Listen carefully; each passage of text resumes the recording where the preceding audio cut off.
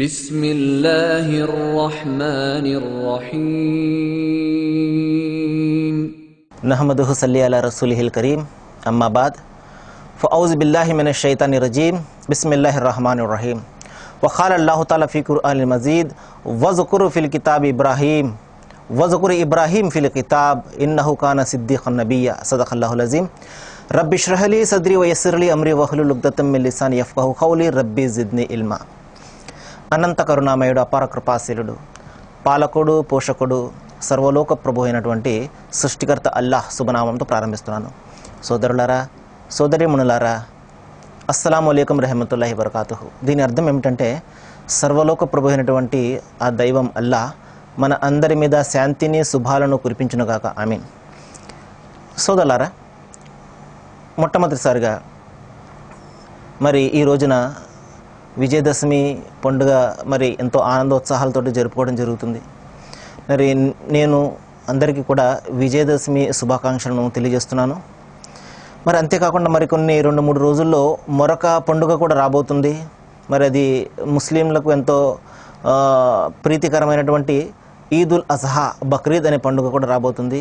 ఒక విధంగా మరి పండుగ వాతావరణము మనకు చాలా చుట్టూ కూడా కనబడుతుంది. సోదరులారా, మరి మన పెద్దలు చెప్పడం జరిగింది, విజయదశమి అంటే చెడు మీద మరి మంచికి లభించినటువంటి విజయంగా. అయితే అంతిమ గ్రంథం ఖురాన్లో ఒక సందర్భంలో దైవం చెప్తున్నాడు, వకుల్ జా అల్ హక్ వజహకల్ బాతిల్ ఇన్నల్ బాతిల కాన జహూకా. మరి సత్యం వచ్చేసింది, అసత్యం నశించింది, అసత్యం ఎప్పటికైనా నశించక మానదు. కాబట్టి సోదరులారా, ఎప్పటికైనా కూడా సత్యానిదే గెలుపవుతుంది, సత్యానిదే విజయం అవుతుంది.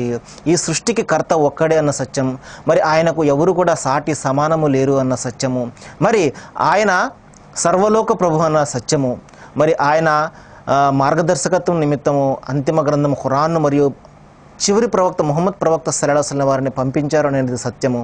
నిస్సందేహంగా మరి ఆలస్యమైనప్పటికీ కూడా ఈ సత్యము అందరికీ కూడా తెలుస్తుంది. అందరూ కూడా మరి దానిని అనుసరించే రోజు తప్పనిసరిగా వస్తుంది. దాని తర్వాతే దైవము ప్రళయాన్ని తీసుకుని వస్తాడు. అయితే సోదరులారా, ఇప్పుడు రండి, ఈదుల్ అజహా అంటే బక్రీద్ పండుగ యొక్క నేపథ్యం ఏమిటి, దీని వెనుక ఉన్నటువంటి వ్యవహారం ఏమిటి, ఈ విషయాల గురించి నేను కొంచెం విపులంగా చెప్పడానికి ప్రయత్నం చేస్తాను. సోదరులారా, మరి ముస్లిం సమాజంలో 2 పండుగలు చాలా ప్రధానమైనవి. పండుగలు అంటే కేవలం ఈ 2 మాత్రమే. అందులో ఒకటి ఏమిటంటే మనందరికీ కూడా తెలుసు, ఈదుల్ ఫితర్. ఇది రంజాన్ పండుగ అని చెప్పి అది ఎక్కువగా ప్రాముఖ్యత పొందింది. అంటే రంజాన్ నెలలో 30 రోజుల పాటు ఉపవాసాన్ని పాటించిన తర్వాత చేసుకునే పండుగ, అది ఈదుల్ ఫిత్ర్ రంజాన్ పండుగ. ఇంకొక పండుగ ఏమిటంటే ఈదుల్ అజహా, దీనిని బక్రీద్ పండుగ అని కూడా అంటారు. ఈదుల్ అజహా అంటే అర్థం ఏమిటంటే త్యాగము అని, అంటే ఇది త్యాగాల పండుగ. ఇక్కడ ఒక ప్రశ్న వస్తుంది, ఈ త్యాగం ఎవరిదండి, ఎవరి త్యాగం నిమిత్తము, ఎవరి త్యాగం యొక్క సంస్మరణ నిమిత్తము ఈ పండుగ జరుపుకుంటున్నారు అన్న ప్రశ్న వస్తుంది. నేను ఇప్పుడిప్పుడే అంతిమ గ్రంథం ఖురాన్ నుండి ఒక అరబీ వాక్యాన్ని మీ ముందు చదివి వినిపించడం జరిగింది. అందులో దైవం చెప్తున్నాడు, వజకుర్ ఇబ్రాహీం ఫిల్ కితాబ్. ఓ ప్రవక్త, ఈ గ్రంథంలో అంటే ఈ ఖురాన్ గ్రంథంలో ఇబ్రాహీంను గురించి నీవు తెలియజేయి, ఆయనను జ్ఞాపకం తెచ్చుకో, ఆయన ఇన్నహు సిద్దీఖన్ నబియ్య, ఆయన సత్యసంధుడైనటువంటి ఒక ప్రవక్త అని చెప్పి. ఈ త్యాగం ఎవరిది అంటే, మరి ముస్లిం సోదరులు ప్రాణం కంటే అధికంగా ప్రేమించే ముహమ్మద్ ప్రవక్త సల్లల్లాహు అలైహి వసల్లం వారి యొక్క త్యాగం కాదు ఈ పండుగ యొక్క నేపథ్యము. మరి అంతేకాదు, మరి క్రైస్తవ సమాజం అంతా కూడా ఎంతో గౌరవించే, మరి క్రైస్తవ సమాజము మరియు ముస్లిం సమాజము ఎంతో ఎక్కువ గౌరవించే క్రీస్తు యేసు యొక్క త్యాగం యొక్క ఫలితం కూడా కాదు ఈ పండుగ నేపథ్యము. మరి యూద సోదరులు మరి ఎంతగానో గౌరవించే, ముస్లిం సోదరులు మరియు క్రైస్తవ సోదరులు ఎంతగానో గౌరవించే మూసా ప్రవక్త అంటే మోషే ప్రవక్త యొక్క త్యాగం కూడా కాదు. మరి ఈ త్యాగం ఎవరిదండి అంటే, ఈ త్యాగం ఎవరిదంటే ప్రవక్తలకే తండ్రిగా పేర్కొనదగినటువంటి అబుల్ అంబియా అంటే సమస్త ప్రవక్తలకు తండ్రి వంటి వారైనటువంటి హజరత్ ఇబ్రాహీం అలైహిస్సలాం వారి యొక్క త్యాగం యొక్క ఫలంగా, త్యాగం యొక్క సంస్మరణ నిమిత్తము ఈ పండుగను జరుపుకోవడం జరుగుతుంది.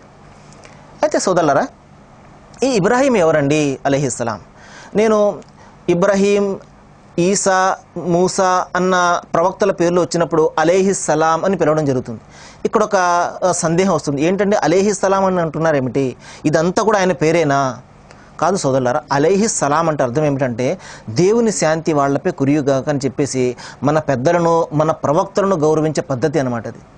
మన ఇంటిలో మన తమ్ముడినో మన అన్నయ్యనో పిలుచుకున్నట్టు వచ్చాడు వెళ్ళాడు అని చెప్పేసి మనం వాళ్ళని ఎంత మాత్రం కూడా పిలవకూడదు. వాళ్ళను ఆ విధంగా మనము అవమానం చేయకూడదు, కించపరచకూడదు. మన ప్రవక్తలు వాళ్ళు దేవుని చేత నియుక్తులైనటువంటి ప్రవక్తలు, మానవాళి మార్గదర్శకత్వం కోసం వచ్చినటువంటి ప్రవక్తలు కాబట్టి వాళ్లను సముచితంగా మనము గౌరవించడం అనేది మన బాధ్యత. అందుకనే ప్రవక్తల పేర్లు ఎప్పుడు వచ్చినప్పటికీ కూడా వెంటనే అలైహిస్సలాం అని పిలవడం జరుగుతుంది. అంటే దైవము వాళ్లపై శాంతిని కురిపించుగాక, మాకు మార్గం చెప్పడం కోసం వచ్చినటువంటి వాళ్ళు, దేవుని చేత నియమింపబడ్డ వాళ్ళు, దేవునికి ఎంతో ఇష్టలు కాబట్టి ఓ దైవమా నీవు వాళ్ళపై శాంతిని కురిపించు అని మనము వాళ్లకు ఒక విధమైనటువంటి శుభాభినందనలు తెలియజేయడం అనమాట. అంటే దైవాన్ని ప్రార్థించడం అనమాట, వాళ్లకు మంచి చెయ్యని చెప్పేసి. కాబట్టి సోదరులారా, మీరు గమనించుంటారు, మరి క్రీస్తు యేసు పేరు రాగానే ఈసా అలైహిస్సలాం అని చెప్పేసి ముస్లిం సోదరులు పిలుస్తారు. అంటే ఈసా దేవుడు ఆయనపై శాంతిని కురిపించుగాక అని చెప్పేసి ఎంతో గౌరవంతో, ప్రేమతోటి పిలుచుకుంటాం అనమాట. అయితే రండి సోదరులారా, ఈ ఇబ్రాహీం ఎవరండి? దైవము ఈయన చెప్పడం జరిగింది, ఈయన అబుల్ అంబియా, ప్రవక్తలకి తండ్రి వంటి వారు ఈయన. అంతేకాదు ఇమామున్నాస్, సమస్త మానవజాతికి ఈయన నాయకుడు లాంటివాడు. అంతేకాదు సుమా, ఈయన ఖలీలుల్లా, అంటే దైవానికి ఎంతో ఇష్టడైనటువంటి స్నేహితుడు ఈయన. ఎవరండి ఇబ్రాహీము? మరి దేని కారణంగా ఆయన యొక్క సంస్మరణ నిమిత్తము, మరి జ్ఞాపకం నిమిత్తము దైవము మరి ప్రళయం వరకు కూడా ఈ ఈదుల్ అజహా అనే పండుగను ఎందుకు నిర్దేశించాడు? మరి అంతేకాదు ముస్లిం సోదరులు మరి ఎంతగానో ఇష్టపడి చేసే కాబా యాత్ర, ఆ హజ్ యాత్రలో కూడా మరి ప్రవక్త ఇబ్రాహీం మరియు ఆయన కుటుంబ సభ్యులు చేసినటువంటి కొన్ని పద్ధతులను అక్కడ మరి పెట్టడం జరిగింది. ఆ హజ్ యొక్క విధులలో ఒక భాగంగా వాటిని చేయడం జరిగింది. దీని యొక్క నేపథ్యం ఏమిటండి, దీని యొక్క కారణం ఏమిటండి? అయితే రండి సోదరులారా, మీకు స్పష్టంగా నేను వివరించడానికి ప్రయత్నం చేస్తాను. మరి హజరత్ ఇబ్రాహీం వారికి మరి ఇద్దరు సంతానము, మరి ఆ సంతానం ద్వారా దేవుడు 2 పెద్ద జనాంగాలను అభివృద్ధి చేయడం జరిగింది.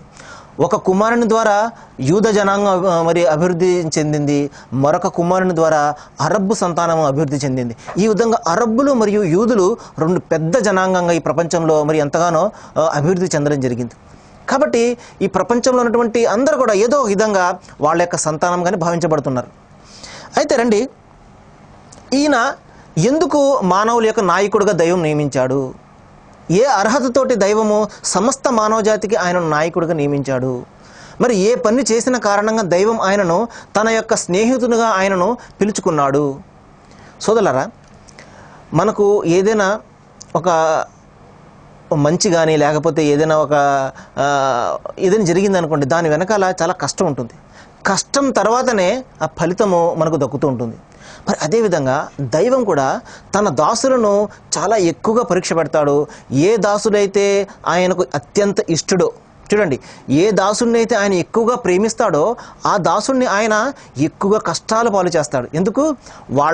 వాళ్ళను బాగా ప్రక్షాళన చేసి ఏ విధంగా అయితే మరి మేలిమి బంగారంలాగా వాళ్ళను తయారు చేయడం కోసము దైవం వాళ్ళకు మరింత కష్టాలను పెడతాడు. మరి అనేక పరీక్షలు, అనేక కష్టాలు ఎదుర్కొన్న తర్వాత హజరత్ ఇబ్రాహీం అలైహిస్సలాం వారు మరి దేవునికి అత్యంత ఇష్టడైనటువంటి దాసునిగా మారడం జరిగింది. రండి, ఆయన ఎదుర్కొన్నటువంటి కష్టాలు ఏమిటి, ఆయన చేసినటువంటి త్యాగాలు ఏమిటి, ఏ త్యాగాల కారణంగా ప్రళయం వరకు కూడా మరి ఈదుల్ అజహా పేరుతోటి ఈ పండుగను మరి జరుపుకోవడం జరుగుతుంది. సోదరులారా, అంతిమ గ్రంథం ఖురాన్లో ఒక సందర్భంలో దైవం చెప్తున్నాడు, వైజబతల ఇబ్రాహీము రబ్బుహు కలిమాతిన్. మరి ఇబ్రాహీమును అతని ప్రభువు అనేక అంశాలలో పరీక్షించడం జరిగింది. ఫఅతమ్మహున్న, వాటి అన్నింటిలో ఆయన నెగ్గడం కూడా జరిగింది. అప్పుడు కాల ఇన్ని జాఇలుక లిన్నాసి ఇమామా, ఓ ఇబ్రాహీం, నేను నిన్ను సమస్త మానవ జాతికి నాయకునిగా నియమిస్తున్నానయ్యా అనగానే అప్పుడు ఇబ్రాహీం అంటారు, మరి నీ వాగ్దానము నా సంతానానికి కూడా వర్తిస్తుందా ఓ ప్రభు అంటే అప్పుడు దైవం అంటాడు, దుర్మార్గులైనటువంటి వారికి వర్తించదు, మంచి వారికి మాత్రమే నా యొక్క వాగ్దానం వర్తిస్తుంది అని దైవం చెప్పడం జరిగింది. కాబట్టి దైవం పెట్టినటువంటి పరీక్షలన్నింటిలో కూడా ఆయన నెగ్గిన తర్వాత అప్పుడు ఆయనకు విశ్వాసులకు నాయకుడుగా, అంతేకాదు సమస్త మానవ జాతికి కూడా ఒక నాయకునిగా దైవం నియమించడం జరిగింది. ఆయన ఎదుర్కొన్నటువంటి కష్టాలు ఏమిటి? మామూలు కష్టాలు కాదు సోదరులారా. అనేక కష్టాలు, ప్రవక్తలందరిలో కల్లా ఎక్కువ కష్టాలు మరి పడింది, దేవుని చేత పరీక్షలు పొందింది మరి ప్రవక్త ఇబ్రాహీం అలైహిస్సలాం వారే. ప్రవక్త ఇబ్రాహీం అలైహిస్సలాం వారు సుమారు 4000 సంవత్సరాలకు పూర్వము ఇరాక్ నగరంలో జన్మించడం జరిగింది. మరి ఆ నగరము అప్పుడు చాలా వృద్ధి వికాసాలతోటి చాలా ఎక్కువగా అభివృద్ధి చెందినటువంటి నగరం. మరి ఆ నగరానికి, ఆ రాజ్యానికి నమ్రూద్ అనే ఒక క్రూరుడైనటువంటి రాజు కూడా పరిపాలించేవాడు. ఆ తర్వాత హజరత్ ఇబ్రాహీం వారి యొక్క తండ్రి, ఆయన పేరు ఆజర్. ఈయన దేవుని ఆ రాజు యొక్క సంస్థానంలో ప్రధాన పూజారిగా ఉండేవారు. అంతేకాదు ఆయన విగ్రహాలను, బొమ్మలను తయారు చేసి అందరికీ కూడా ఇచ్చేవాడు. ఆయన చేతితో తయారు చేసినటువంటి విగ్రహాన్ని పొందడానికి చాలామంది ఎంతగానో ప్రయత్నాలు చేసేవారు, పెద్ద పెద్ద ధనవంతులు వాళ్ళందరూ కూడా. ఈ విధంగా ప్రధానమైనటువంటి ఆచార్యుల యొక్క స్థానంలో ఉన్నటువంటి వాళ్ళ తండ్రి, ఎంతో గౌరవనీయుడైనటువంటి ఆ తండ్రి ఇంకా కొద్ది రోజుల్లో ఇబ్రాహీంకు తన బాధ్యతలను అప్పగించి తప్పుకుందామని చెప్పి ఆలోచిస్తున్నటువంటి తరుణంలో ఒకవేళ ఇబ్రాహీం వారు ఏమాత్రం కూడా మాట్లాడకుండా ఉన్నట్లయితే మరి తండ్రి యొక్క స్థానాన్ని ఆయన పొందేవారు.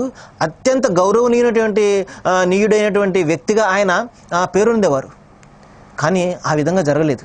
ఎందుకంటే దైవము ఒకరికి మార్గాన్ని చూపించదలిచినప్పుడు మరి నిస్సందేహంగా ఏం చేస్తాడు అంటే, ఎంత ఉన్నతమైనటువంటి స్థానంలో ఉన్నప్పటికీ కూడా వాళ్లకు అది చాలా తక్కువగా కనబడుతుంటుంది. సత్యాన్ని ఎదుర్కొనే నిమిత్తము, సత్యం కోసం పోరాడే నిమిత్తము మరి ప్రపంచాన్ని కూడా వారు వదిలివేయడం జరుగుతుంది. మరి చూడండి, ప్రవక్త ముహమ్మద్ సల్లల్లాహు అలైహి వసల్లం వారి జీవితాన్ని మనము పరిశీలిస్తే మరి సత్యాన్ని ఆయన ప్రచారం చేసిన కారణంగా ఆయన అందరూ కూడా వెలివేయడం జరిగింది. మరి పుట్టి పెరిగినటువంటి మక్కా నగరాన్ని వదిలి వెళ్ళేలాగా మరి ఆయనను అక్కడి నుండి తరిమివేయడం జరిగింది. ఈ విధంగా ఎప్పుడైతే సత్యం కోసం మనం పోరాడుతుంటామో మరి ప్రపంచం అంతా కూడా మనకు వ్యతిరేకమైపోతుంది. అదేవిధంగా ఇబ్రాహీం వారి యొక్క జీవితంలో కూడా జరిగింది. సోదరులారా, ఏం జరిగింది? ఇబ్రాహీం ఆలోచిస్తున్నారు, ఏమిటి ఈ దైవం అనేవాడు ఎవరు, ఈ సృష్టి ఏ విధంగా నడుస్తుంది, ఏమిటి, ఇవన్నీ కూడా ఆలోచన చేసేవారు. ఇంకొక ప్రధానమైనటువంటి విషయం ఏమిటంటే, దైవము తన ప్రవక్తలను చిన్నతనం నుండి కూడా ఉత్తమమైనటువంటి నైతికబద్ధమైనటువంటి జీవితాన్ని గడిపే వ్యక్తులుగా ఆయన తయారు చేసుకుంటాడు. ఆయన తన సేవ కోసం వాళ్ళను మలుచుకోవడం జరుగుతుంది. అందుకనే వాళ్ళ జీవితంలో మనం ఏ తప్పును కూడా, ఏ అనైతికమైనటువంటి పనిని కూడా మనం చూడమన్నమాట. చూడండి, ప్రవక్తల యొక్క జీవితాన్ని మనం పరిశీలిస్తే ప్రతి ప్రవక్త కూడా, ఎందుకంటే దేవుని చేత నియుక్తులైనటువంటి ప్రవక్త చిన్నతనం నుండి కూడా, పుట్టక ముందు నుండి కూడా ఈయన నా ప్రవక్త అని చెప్పేసి దైవానికి ఎరుక కాబట్టి తన ప్రవక్తల యొక్క జీవితాన్ని చాలా పరిశుద్ధంగా ఉంచుతాడు. ఎందుకంటే రేపు వ్యక్తులందరూ కూడా నిన్నటి వరకు నువ్వు మాలో ఒకటిగా ఉండి మేము చేస్తున్నటువంటి చెడులను చేసేవాడివి, ఇప్పుడు దైవ ప్రవక్తగా చెప్పుకుని ఇవన్నీ కూడా తప్పంటున్నావు అని వేలిపెట్టి చూపించడానికి వీలు లేకుండా తన యొక్క ప్రవక్తల యొక్క జీవితాన్ని చాలా పరిశుద్ధంగా ఉంచుతాడు. ఏం జరిగింది? ఇబ్రాహీం వారు ఆలోచన చేస్తున్నారు. ఆయన నక్షత్రాన్ని చూశారు. ఒకరోజు పడుకొని, అరే ఇది బాగా మెరుస్తుంది, ఇది నా ప్రభువు ఏమో అని చెప్పేసి అనుకున్నారు. అది అస్తమించిపోయింది. వెంటనే లేదు అస్తమించే వాళ్ళను నేను నా దైవం ఎంత మాత్రం కూడా కాడు అని చెప్పేసి ఆయన సముదాయించుకున్నారు. తిరిగి చంద్రుడిని చూశారు. అరే ఇది కొంచెం పెద్దగా ఉన్నదే, బాగా మెరుస్తున్నదే, ఇది నా దైవం ఏమో అని చెప్పేసి అనగానే తెల్లవారింది. చంద్రుడు కూడా మాయమైపోయాడు. లేదు ఈ విధంగా మట్టుమాయం అయ్యేవాడు నా దైవం అవ్వడు అని చెప్పేసి అనుకున్నారు. ఆ తర్వాత సూర్యుడిని చూశారు. హాజా అక్బర్ హాజా రబ్బీ, ఇది చాలా పెద్దగా ఉన్నది, ఇది నా ప్రభువు ఏమో అని చెప్పేసి అనగానే చీకటి పడింది, సాయంత్రం అయింది, ఆ సూర్యుడు కూడా అస్తమించేశాడు. అప్పుడు ఏమన్నారు ఆయన? ఇన్ని వజ్జహతు వజ్హియా లిల్లజీ ఫతరస్ సమావాతి వల్ అర్ద్ హనీఫ వమా అన మినల్ ముష్రికీన్. నేను నా యొక్క శిరస్సును, నా యొక్క ముఖాన్ని మరి భూమి ఆకాశాలను సృష్టించినటువంటి ఆ దైవం ముందే, ఆ దైవం వైపునకి నేను నా యొక్క ముఖాన్ని తిప్పుతున్నాను అని చెప్పేసి ఆయన సాక్ష్యం ఇవ్వడం జరిగింది. అప్పుడు దైవం ఆయనను ప్రశ్నించాడు, ఓ ఇబ్రాహీం, వైజ్ కాల రబ్బుహు అస్లిం, నువ్వు నాకు విధేయుడుగా మారిపో, ముస్లింగా మారిపో. ఇక్కడ ముస్లిం అంటే అరబీ భాషలో అర్థం ఏమిటంటే దైవానికి విధేయుడు అని. దైవం ఆజ్ఞాపించాడు ఇబ్రాహీంని, ఓ ఇబ్రాహీం, ఇక నీకు సత్యం తెలిసిపోయింది. మరి సూర్యుడిని, చంద్రుణ్ణి, ఇంకా సమస్త నక్షత్రాలను సృష్టించినటువంటి సృష్టికర్తే దైవము అన్న సత్యం నీకు తెలిసిపోయింది, కాబట్టి నాకు విధేయుడుగా మారిపో అని దైవం ఆజ్ఞాపించగానే కాల అస్లంతు లిరబ్బిల్ ఆలమీన్, సర్వలోకాలకు ప్రభు అయినటువంటి ఆ దైవానికే నేను విధేయుణ్ణి అని చెప్పేసి ఆయన అంగీకరించడం జరిగింది. మరి అంతేకాదు, ఇన్న సలాతి వ నుసుకి వ మహయాయ వ మమాతి లిల్లాహి రబ్బిల్ ఆలమీన్, నా యొక్క జీవనము, నా మరణము, నా ఆరాధన, నా యొక్క త్యాగము సమస్తం కూడా సర్వలోక ప్రభు అయినటువంటి ఆ అల్లాహకి, ఆ దైవానికి అని చెప్పేసి ఆయన సాక్ష్యం కూడా ఇవ్వడం జరిగింది. ఎప్పుడైతే దైవం ఒక్కడే అన్న సాక్ష్యాన్ని ఆయన ఇచ్చారో అప్పుడు ఆయనకు అసలైనటువంటి పరీక్షలు ప్రారంభమయ్యాయి. వెంటనే ఆయన సత్యాన్ని తెలుసుకుని ఇంట్లో ఎంత మాత్రం కూడా ఊరికే కూర్చోలేదు. వెంటనే తన తండ్రి వంతుకు వెళ్ళారు. ఓ తండ్రి, ఎందుకంటే ఆ విధంగా చేయడం వల్ల కలిగే పర్యవసానం ఆయనకి తెలుసు.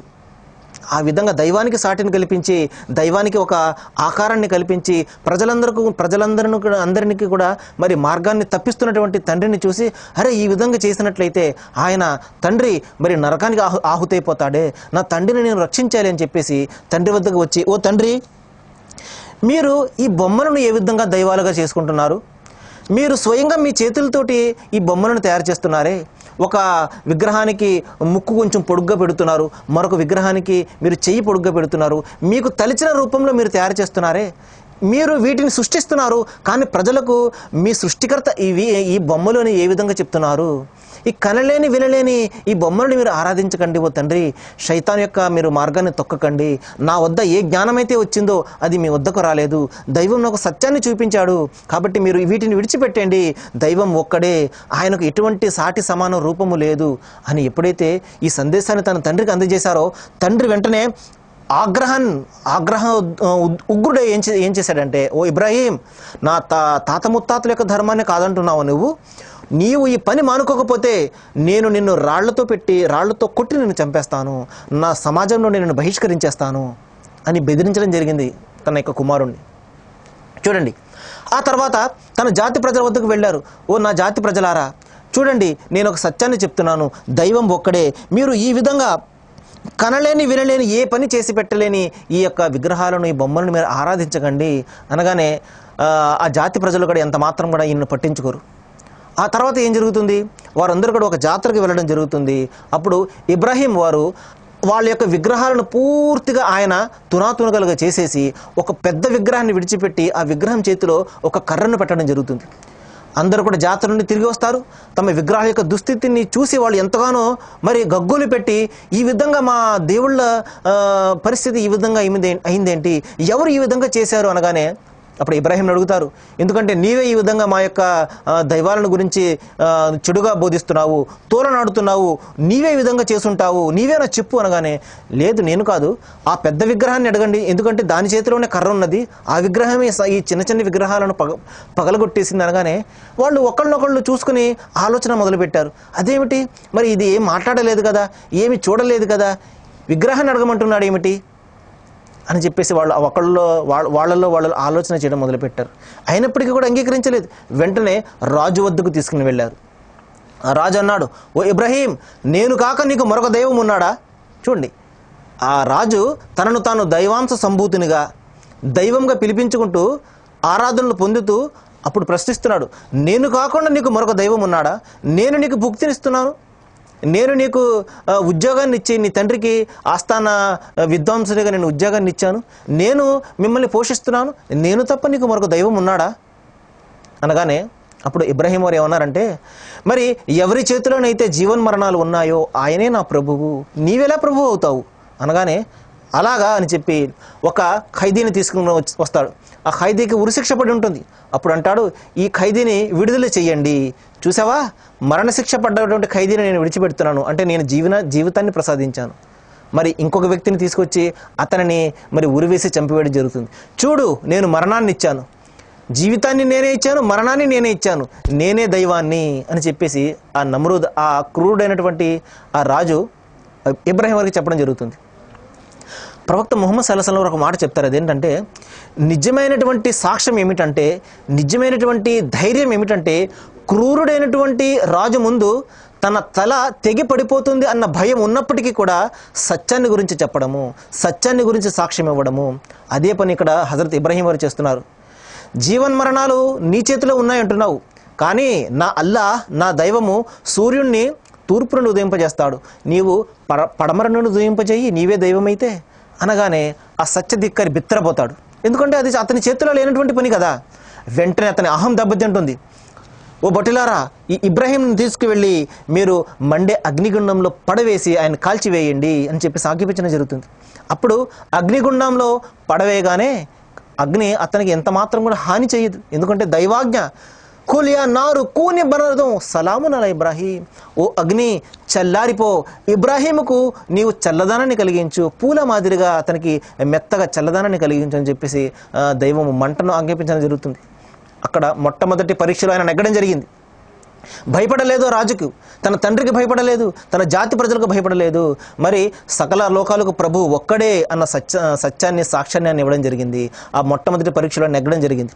ఆ తర్వాత ఆయన సుమారు 86 సంవత్సరాల వరకు కూడా ఆయనకు సంతానం లేకుండా మరి ఒంటరిగా ఆయన దైవధర్మాన్ని ప్రచారం చేస్తూ ప్రపంచమంతటా కూడా ఆయన తిరగడం జరిగింది. 86వ సంవత్సరంలో ఆయన ముదిమితోటి ముసలితనం వచ్చేసి జుట్టంతా కూడా నెరిసిపోయినటువంటి మరి ఒంటరి అయినటువంటి ఆ పరిస్థితిలో ఆయన తోడు కోసం పరితపిస్తూ దైవాన్ని ప్రార్థిస్తారు. ఓ దైవమా, రబ్బీ హబ్లీ మిన సాలిహీన్, నాకు మంచి శీలవంతుడైనటువంటి కుమారుణ్ణి ప్రసాదించు ఓ తండ్రి, ఎందుకంటే నేను ఒంటరిగా అయిపోయాను అనగానే దైవం అతనికి ఒక మంచి కుమారుణ్ణి ప్రసాదిస్తాడు. ఆయన పేరే హజరత్ ఇస్మాయిల్. చూడండి దేవుని యొక్క పరీక్షలు ఏ విధంగా ఉంటాయో. మరి ఆ చిన్న బాలుడు లేక కలిగినటువంటి సుమారు 86 సంవత్సరాల ముదిమి వయసులో కలిగినటువంటి బాలుడు, మరి బుజ్జి మాటలు, బుడ్డి నడకలు ఇంకా పూర్తి అవ్వలేదు. దైవం మరొక పరీక్షను పెట్టాడు. లేక కలిగినటువంటి కుమారుణ్ణి ఎక్కువగా ప్రేమిస్తాడా ఇబ్రాహీం, లేకపోతే నన్ను ఎక్కువగా ప్రేమిస్తాడా పరీక్షించదలిచాడు. వెంటనే ఆజ్ఞాపించాడు, ఇబ్రాహీం నీ భార్యను నీ కుమారుణ్ణి తీసుకుని వెళ్ళి నీవు మరి పలానా చోటును విడిచిపెట్టిరా అని చెప్పేసి ఎన్నో వేల మైళ్ళ దూరంలో ఉన్నటువంటి మక్కా నగరంలో, ఏ ప్రాంతంలో అయితే ఇప్పుడు మరి ముస్లిం సోదరులు హజ్ యాత్ర చేస్తారో ఆ ప్రాంతంలో అప్పుడు ఏమాత్రం కూడా జనసంచారం లేనటువంటి, నీళ్లు కూడా లేనటువంటి అటువంటి భయంకరమైనటువంటి ఎడారి ప్రాంతంలో ఆయన విడిచిపెట్టడానికి తన భార్య హాజిరా అలైహిస్సలాం, ఈమెనే హాగర్ అని చెప్పేసి పిలుస్తారు, హాజిర్ అలైహిస్సలాంను ఇస్మాయిల్ అలైహిస్సలాంని తీసుకుని వెళ్తారు. మరి ఆ బిడ్డను ఆ తల్లిని అక్కడ విడిచిపెట్టి ఆయన వెనుతిరిగిపోతున్నప్పుడు భార్య అంటుంది, ఓ ఇబ్రాహీం మమ్మల్ని ఎక్కడ విడిచిపెట్టి వెళ్తున్నారు మీరు? ఈ జనసంచారం లేనటువంటి ఎడారి ప్రాంతంలో నీళ్లు కూడా లేవే. ఇబ్రాహీం ఏమాత్రం కూడా మాట్లాడడం లేదు. చూడండి తండ్రి మనసులో ఎంత బాధ ఉంటుందో ఒకసారి ఆలోచించండి. లేక కలిగినటువంటి కుమారుడే, అరే ఒంటరిగా మనము అందరూ ఇంట్లో ఉన్నప్పుడే చుట్టూ జనం ఉన్నప్పుడే ఇంట్లో ఎవరు లేకపోతే భయం వేస్తూ ఉంటుంది, ఎవరైనా వచ్చేస్తారేమని చెప్పేసి. అటువంటిది ఏమాత్రం కూడా జనసంచారం లేనటువంటి ఆ ప్రదేశంలో చిన్న పిల్లవాడిని భార్యను ఒకటి విడిచిపెట్టేసి వెళ్ళిపోతున్నప్పుడు ఆయన పడే వేదన, మానసిక వేదన ఎంత భయంకరంగా ఉంటుందో ఒకసారి మనము ఇబ్రాహీం అలైహిస్సలాం వారి యొక్క స్థానంలో ఉంటే మనకు అర్థమవుతుంది. వెంటనే ఏం మాట్లాడడం లేదు. కొంత దూరం పోయిన తర్వాత భార్య అంటుంది, ఇది దేవుని ఆజ్ఞనా అనగానే దేవుని ఆజ్ఞనే అని చెప్పేసి ఆయన బుర్ర కేవలము ఓ అని చెప్పేసి ఆయన వెళ్ళిపోతారు. సరే దేవుని ఆజ్ఞ అయితే ఆయనే నన్ను రక్షిస్తాడు అని చెప్పేసి ఆ తల్లి మరి సహనం వహించింది. వెంటనే అక్కడ గగ్గులు పెట్టలేదు, మమ్మల్ని ఒంటరిగా విడిచి వెళ్ళిపోతున్నారు ఏమిటని చెప్పేసి. ఎందుకంటే ప్రవక్త భార్య, అదేవిధంగా స్థైర్యాన్ని కలిగి ఉన్నటువంటి మహిళ ఆమె. వెంటనే ఆ బిడ్డను తీసుకుని వెళ్ళి మరి కొద్దిపాటి నీళ్ల తిత్తులో ఉన్నటువంటి నీళ్లు కూడా అయిపోతాయి. ఆ బిడ్డ నీళ్ల కోసం అలమటిస్తూ ఉంటాడు. ఆ దూరంగా 2 కొండలు ఉంటాయి. ఆ 2 కొండల పేరు సఫా మరియు మర్వా. మరి ఆమె సఫా కొండ ఎక్కి ఎవరైనా వస్తున్నారేమో, నీళ్ళు ఎవరైనా తెస్తున్నారేమో అని చెప్పి చూస్తుంది. కొంత దూరం పరిగెట్టి మళ్ళీ ఈ కొండ మర్వా అనే కొండ ఎక్కి అక్కడ ఎవరైనా వస్తున్నారేమో అని చూస్తుంటుంది. ఈ విధంగా 7 సార్లు ఆమె ఆ 2 కొండల మధ్య కూడా అటు ఇటు తిరుగుతుంటుంది. దైవానికి ఈ పని కూడా ఎంతో ప్రసన్నమైంది. ఆయన ఏం చేశాడు దైవము, మరి ప్రళయం వరకు కూడా మరి హజ్ విధుల్లో భాగంగా ఈ పనిని కూడా చేయడం జరిగింది. ఇప్పుడు మన ముస్లిం సోదరులు హజ్ యాత్రకు వెళ్తారు, వాళ్ళు కూడా ఈ సఫా మర్వా అనే ఈ 2 కొండల మధ్య 7 సార్లు అటు ఇటు తిరుగుతూ ఉంటారు. 7 సార్లు సై చేస్తారని చెప్పేసి పిలుస్తారు దీన్ని.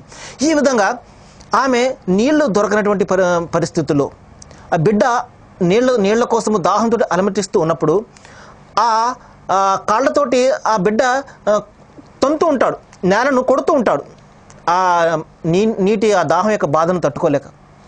అప్పుడు దైవం ఏం చేశాడు, ఆ బాలుని యొక్క కాళ్ళకు దగ్గర నుండి ఒక నీటి ఊటను ఆయన ఉద్భవింపజేయడం జరిగింది. ఈ నీటి ఊటనే ఇప్పుడు జంజం అని చెప్పేసి పిలుస్తుంటారు. మరి దీని గురించి కొన్ని అద్భుతమైనటువంటి విషయాలు నేను చెప్పదలిచాను సోదరులారా. ఈ జంజం ఎలాంటిదంటే సుమారు 4000 సంవత్సరాలకు పూర్వం బయలుదేరినటువంటి ఈ నీటి ఊట నేటికి కూడా నిరాటంకంగా అది ఆ విధంగా ఊరుతూనే ఉన్నది. అది కేవలం 10 అడుగుల లోతైనటువంటి చిన్న గుంట మాత్రమే. కానీ చూడండి, మరి సుమారు 20 లక్షల మంది హజ్ యాత్రకు వెళ్తారు ప్రతి సంవత్సరం కూడా. 4000 సంవత్సరాల పూర్వం నుండి జరుగుతున్నటువంటిది ఇది. నేడు సుమారు 20 నుండి 25 లక్షల వరకు కూడా మరి ప్రపంచ నలుమూల నుండి కూడా మరి హజ్ యాత్ర చేస్తారు. వారందరూ కూడా ఆ నీటిని వాడతారు. అంతేకాదు వాళ్ళు క్యానుల్లో, పెద్ద పెద్ద క్యానుల్లో పట్టుకుని ఇక్కడికి తీసుకొస్తుంటారు, తమ బంధుమిత్రులకు పంచిపెడుతుంటారు ఆ నీటిని. మరి అంతేకాదు మక్కా, మదీనా నగరాల్లో ఉన్నటువంటి సర్వ ప్రజలందరికీ కూడా ఈ నీళ్ళే సప్లై చేస్తారు. మరి చూడండి, సెకండ్కి 8000 లీటర్ల చొప్పున అది తోడుతూ ఉంటుంది ఆ యంత్రం. అంటే సుమారు రోజుకి 690 మిలియన్ల లీటర్లు. ఈ విధంగా నిరాటంకంగా నిరంతరాయంగా తోడుతూ ఉన్నప్పటికీ కూడా ఆ చిన్న 11 అడుగులటువంటి గుంట అది ఎంత మాత్రం కూడా అది ఎండిపోవడం లేదు. చూసారు ఎంత అద్భుతం! కేవలం 11 నిమిషాల్లో తిరిగి పూర్తిగా అది ఊరిపోతుంటుంది. దైవం యొక్క అద్భుతం. కాబట్టి అంతేకాదు ఆరోగ్యపరంగా కూడా మరి ఈ నీళ్లు చాలా మంచివని చెప్పేసి మనకు చాలామంది చెప్తుంటారు. ఎందుకంటే మనము ఏ ఉద్దేశంతో అయితే ఆ నీటిని తాగుతామో అవి ఆ ఉద్దేశం అంటే మన యొక్క శారీరకమైనటువంటి జబ్బులన్నింటిని కూడా అది తగ్గిస్తుంది. ఇది అద్భుతమైనటువంటి నీటి వనరు అని చెప్పేసి మనకు కొన్ని శాస్త్రీయ పరిశోధనలు కూడా మనకు చెప్తున్నాయి. సరే సోదరులారా, ఆ తర్వాత ఏం జరిగింది? ఆ బాలుడు అక్కడ నీటి ఊటను ఉద్భవింపజేశాడు. మరి ఆ నీరు కారణంగా అక్కడ ఒక పెద్ద జనాంగంగా తయారైంది. అక్కడ జనసంఖ్య పెరుగుతూ వచ్చింది. ఆ బాలుడు పెద్దవాడయ్యాడు. సుమారు 14-15 సంవత్సరాల వయసుకు చేరుకున్న తర్వాత మరొక పెద్ద పరీక్ష ఇప్పుడు ఎదురైంది. ఏం జరిగింది? సరే, పెరిగి పెద్దవాడైన తర్వాత ఇప్పటికైనా దైవాన్ని ఎక్కువగా ప్రేమిస్తాడా, తన బిడ్డను ఎక్కువగా ప్రేమిస్తాడా పరీక్షించదలిచాడు. వెంటనే ఒక కళను చూపించాడు. ఆ కళలో తన కుమారుణ్ణి ఆయన బలిస్తున్నట్టుగా ఆ ఒక కళను చూపించాడు. వెంటనే 3 సార్లు వచ్చింది కళ 3 రోజుల పాటు. దైవ ప్రవక్తల యొక్క కళ మామూలు కళలు లాంటివి కావు, వాటికి ఒక అర్థం ఉంటుంది. వెంటనే తన భార్య వద్దకు వెళ్ళారు. ఓ భార్య, ఈ విధంగా నాకు బిడ్డను బలిస్తున్నట్టుగా కళ వచ్చిందనగానే దేవుడి ప్రసాదించింది ఆయన అడుగుతున్నాడు, మీరు ఏమాత్రం కూడా సంకోచం లేకుండా మీరు దైవధర్మాన్ని పాటించండి అని చెప్పేసి. చూడండి భార్య, చూడండి ఏ విధంగా తన భర్తకు ప్రోద్బలం ఇస్తుందో. చూడండి, సత్యం కోసము, దైవం కోసము ఏ విధంగా తమ జీవితాలను వారు త్యాగం చేస్తున్నారు చూడండి. వెంటనే బిడ్డ వద్దకు వస్తారు. ఓ బాబు, నాకు ఈ విధంగా కల వచ్చిందయ్యా అనగానే సతజిదున్ ఇన్షా అల్లాహు మిన సాబిరీన్, ఓ తండ్రి, దైవం ఏదైతే ఆజ్ఞాపించాడో మీరు అది చెయ్యండి. మరి దైవం తలిచినట్లయితే నన్ను మీరు సహనవంతుల్లో పొందుతారు అని చెప్పేసి తండ్రిని సముదాయిస్తుంటాడు బిడ్డ. ఆ తర్వాత సోదరులారా, ఆ బిడ్డను, ఆ కుమారుడిని తీసుకుని వచ్చి 15-16 సంవత్సరాల వయసు ఉన్నటువంటి కుమారుడిని తీసుకుని వెళ్తుంటారు. తీసుకుని వెళ్ళి ఆయన మరి బెయర్షేబా అనే ఒక ప్రాంతంలో, అరణ్య ప్రాంతంలో ఆ బిడ్డను బలివ్వడం కోసము మరి ప్రయత్నం చేస్తున్నప్పుడు అప్పుడు బిడ్డ అంటాడు, ఓ తండ్రి, నాకు ఒక జత బట్టలే ఉన్నాయి, తెల్లటి బట్టలే. ఒకవేళ రక్తము ఈ తెల్లటి బట్టల మీద పడితే ఇవి పాడైపోతాయి, మీరు చూడలేరు. కాబట్టి నా దుస్తులను విప్పివేసి అప్పుడు మీరు ఈ బలిని మీరు పూర్తి చేయండి అంటాడు. మళ్ళా అంటాడు, ఓ తండ్రి, ముందు నుండి మీరు ఎంత మాత్రం కూడా నా మెడను కోయకండి. ఎందుకంటే నా యొక్క ముఖాన్ని చూసి మీలో తండ్రి ప్రేమ పొంగుకు వచ్చి దైవధర్మాన్ని ఆపివేస్తుంది. కాబట్టి నన్ను వెల్లికిల్లా పడుకోబెట్టి మీరు మీ దేవుని ఆజ్ఞను పాటించండి అని చెప్పేసి బిడ్డ తన తండ్రికి చెప్తున్నాడంటే చూడండి, తల్లి, తండ్రి మరియు కుమారుడు వీళ్ళు చేసినటువంటి ఎంత అద్భుతమైనటువంటి త్యాగాలు చూడండి, కేవలం దైవం కోసం. ఎందుకంటే దైవం చెప్తున్నాడు, లయ్యనాలల్లాహు లహుముహా వల దిమాఉహా, దైవం వద్దకు రక్తం చేరదు, మాంసము చేరదు. ఆయనకి ఏం అవసరం ఉంటుందండి? ఆయనకు తిండి అవసరం ఉంటుందా? ఆయనకు నీళ్ళు అవసరం ఉంటాయా? లేదు. మరి ఆయన వద్దకు చేరేది ఏమిటి? వలాకి యనాలుహు అత్తహ్వా మిన్కుం, మీ యొక్క భయభక్తులు ఆయనకు చేరతాయి. నేను ఇప్పుడు ఈ విధంగా నేను బలిస్తున్నాను, మరి అవసరమైతే నా ప్రాణాలను సైతము, నా యొక్క సమయాన్ని సైతము, నా డబ్బును సైతము నీ మార్గంలో నేను ఖర్చు చేస్తాను అన్న మన సంకల్పాన్ని తెలిపే ఉద్దేశమే ఈ బక్రీద్ పండుగ. అంతే తప్పించి కోసేయడము, తినేయడము ఇది ఎంత మాత్రం కూడా అర్థం పరమార్థం కాదు, ఎంత మాత్రం కాదు సోదరులారా. దీని యొక్క అర్థం ఏమిటంటే అవసరమైతే నా ప్రాణాలను, ఎందుకంటే ఆయన ఇచ్చినటువంటి ప్రాణాలను ఆయన కోసం నేను ధారపోస్తాను అన్న సంకల్పాన్ని తెలియజేయడమే. ఈ విధంగా ఎప్పుడైతే ఆయన తన బిడ్డను సైతం ఆయన బలి ఇవ్వడం కోసం ప్రయత్నం చేస్తున్నప్పుడు వెంటనే ఆకాశం నుండి ఒక పిలుపు వినబడుతుంది, ఓ ఇబ్రాహీం, ఇక ఆపు, చాలు, దైవం పెట్టినటువంటి పరీక్షను నువ్వు నెగ్గావు, నేను ఈ సంకల్పాన్ని నేను చూస్తున్నాను, కాబట్టి నువ్వు నెగ్గావు, కాబట్టి ఈ బలి ఇవ్వనవసరం లేదని చెప్పేసి తన బిడ్డకు బలి కాకుండా మరి దైవము మరి స్వర్గం నుండి ఒక గొర్రెపొత్తును ఇచ్చి దాన్ని బలి గావించడం జరుగుతుంది. ఆ విధంగా అక్కడ ఆ వ్యవహారం అక్కడ పరిసమాప్తం అవుతుంది. ఆయన ఇచ్చినటువంటి ఆ త్యాగ గుర్తుగా సంస్మరణ నిమిత్తము మరి ప్రళయం వరకు కూడా ఈదుల్ అజహా అనే పండుగను మరి విశ్వాసులందరూ కూడా జరుపుకుంటారు. సోదరులారా, ఈ విషయాన్ని గురించి మనకు బైబిల్ గ్రంథంలో కూడా ఒక చక్కటి మాట కనబడుతుంది. అదేమిటంటే హెబ్రీయులకు రాసిన పత్రికలో పౌలు భక్తుడు ఈ విధంగా చెప్తున్నాడు, మృతులను సైతము లేపుటకు దేవుడు శక్తిమంతుడని ఎంచిన వాడై అబ్రహాము తన కుమారుని అర్పించి ఉపమాన రీతిలో అతనిని మృతుల నుండి మరలా పొందెను. కాబట్టి ఈ అద్భుతమైనటువంటి ఈ బలియాగాన్ని గురించి గ్రంథాలన్నీ కూడా మరి నమోదు చేయడం జరిగింది. కాబట్టి సోదరులారా, ఈ విధంగా ఈ బక్రీద్ పండుగ అనేది, ఈదుల్ అజహా అనేది త్యాగాల పండుగ, ఒక మహనీయుని కుటుంబం మొత్తం కూడా చేసినటువంటి త్యాగాల పండుగ. కాబట్టి వాళ్ళ నుండి మనం స్ఫూర్తిని పొందాలి. ఆ స్ఫూర్తి ఏమిటి? దైవం ఇచ్చినటువంటి ప్రాణాలను దైవ మార్గంలో అవసరమైతే ధారపోయడము.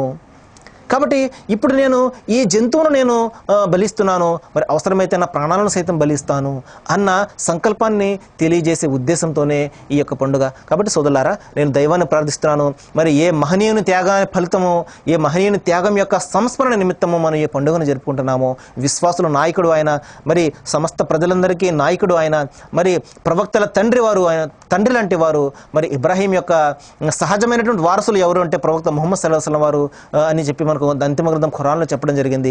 కాబట్టి దైవాన్ని ప్రార్థిస్తున్నాను, ఏ త్యాగాన్ని అయితే ఆయన చేయడం జరిగిందో మరి అటువంటి త్యాగం నుండి మనం స్ఫూర్తిని తీసుకుని మనం కూడా అవసరమైతే మన ధన ప్రాణాలను సైతము దైవ మార్గంలో ఖర్చు పెట్టే విధంగా దైవము మనందరికీ కూడా శక్తిని, ఆ సామర్థ్యాన్ని, ఆ జ్ఞానాన్ని ప్రసాదించుగాక.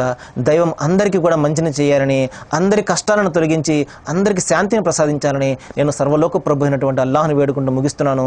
వా ఆఖిరుద్దవానా అనిల్ హమ్దులిల్లాహి రబ్బిల్ ఆలమీన్. అస్సలాము అలైకుం వరహ్మతుల్లాహి వబరకాతుహు. బిస్మిల్లాహిర్ రహ్మానిర్ రహీం.